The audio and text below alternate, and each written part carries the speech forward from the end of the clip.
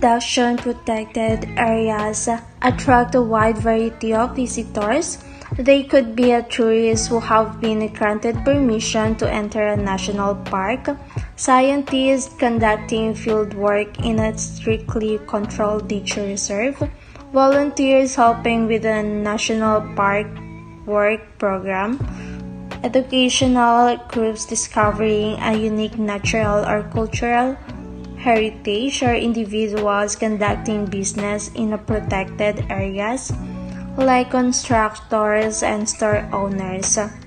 In terms of security, visitor management is essential because it performs a task in facility management that monitors the use of a public building or a site. This allows facility managers to manage and have control over visitor arrival and ensure that they have a positive experience while on a particular site or location. Tourism has one of the biggest problems regarding vandalism, with the fact that tourism introduces tourist spots and welcomes visitors every now and then.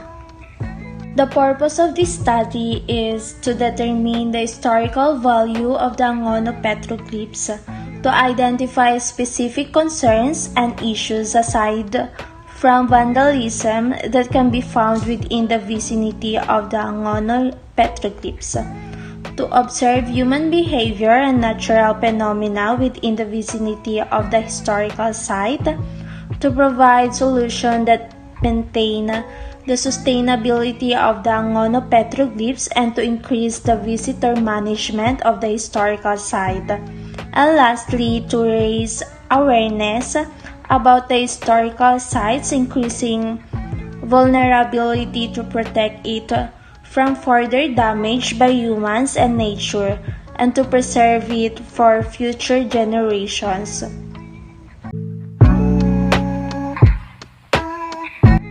Statement of the problem.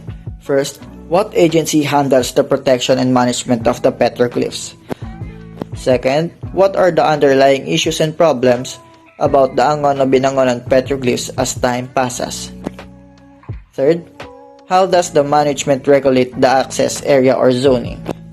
Fourth, how does the management regulate visitation and implement entry of visitors? Fifth, how does the management regulate the visitors' behaviors and carry the code of conduct? Sixth, what are the management goals and approach to sustain the archaeological site in Angono-Binangonan? Theoretical framework.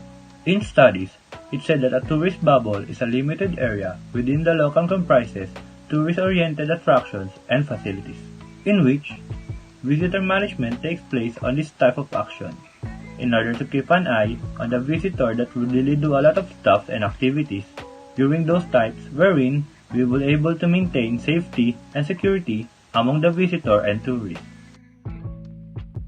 Methodology and research design.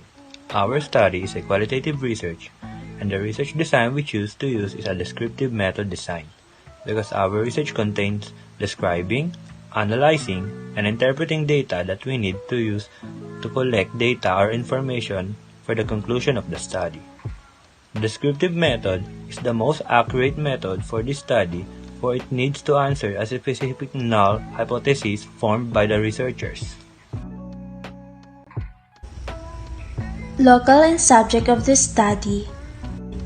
Due to the location's transformation into the Angono branch of the National Museum, which will showcase the cultural and artistic history of the province of Rizal, the researchers decided to conduct their study at the Angono petroglyph site.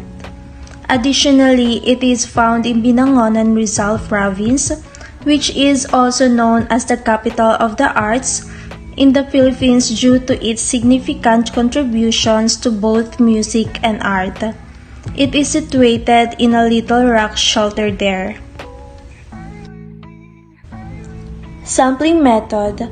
The researchers will collect information from Angono petroglyphs and the informants will be the individuals responsible for managing Angono petroglyphs in order to know how they manage the area and the visitors. In this study, the participants will coming from the Office of National Museum. Any available personnel will be chosen within the management of Angono petroglyphs.